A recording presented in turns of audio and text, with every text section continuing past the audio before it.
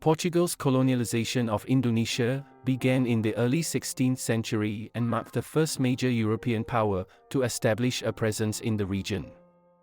The Portuguese were motivated by the desire to control the lucrative spice trade, particularly in the Maluku Islands, which were the source of cloves, nutmeg, and mace, highly prized goods in Europe at the time.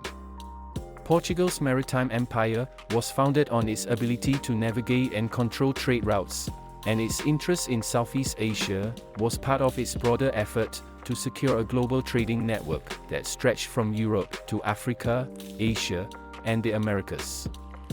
In 1511, the Portuguese captured the key trading port of Malacca, which became a critical base for their operations in Southeast Asia, facilitating further exploration and trade in the Indonesian archipelago. The Portuguese established their first foothold in Indonesia in the early 1500s, setting up fortified trading posts and alliances with local rulers in key areas, particularly in the eastern part of the archipelago. In 1512, the Portuguese established their first permanent settlement in the region, on the island of Ternate in the Maluku Islands, which were rich in spices. Over the next several decades, Portugal expanded its influence by building fortresses in strategic locations such as Ambon and Bonda, with the aim of controlling the spice trade. The Portuguese also sought to convert the local population to Christianity, which led to missionary efforts alongside their commercial and military activities. The Portuguese influence was strongest in the eastern part of Indonesia, where they had direct control over several important spice-producing islands.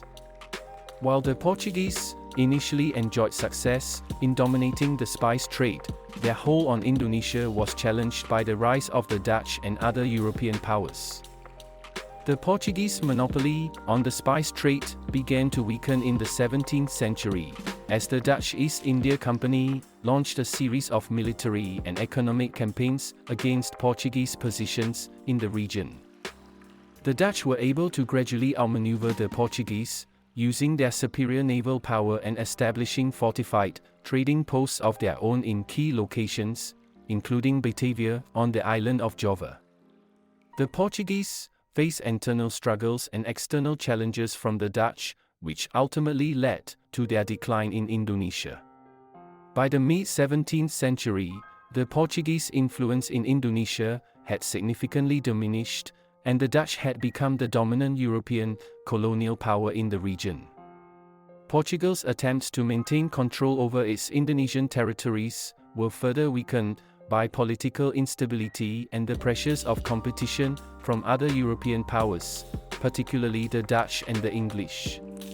In 1641, the Portuguese lost their stronghold in Malacca to the Dutch, marking the beginning of the end of their colonial ambitions in Southeast Asia. Despite their reduced presence, the Portuguese legacy in Indonesia persisted in the form of local Christian communities, particularly in areas such as Flores and Timor, where Portuguese missionaries had established lasting influence.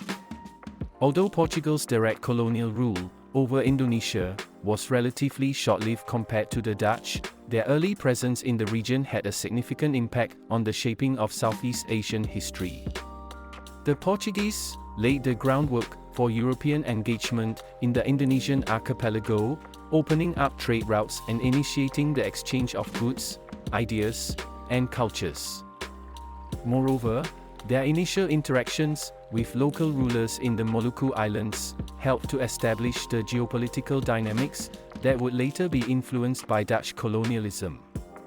Portugal's role in introducing Christianity to Indonesia, especially in the East, also left a lasting religious and cultural legacy that remains in some areas today.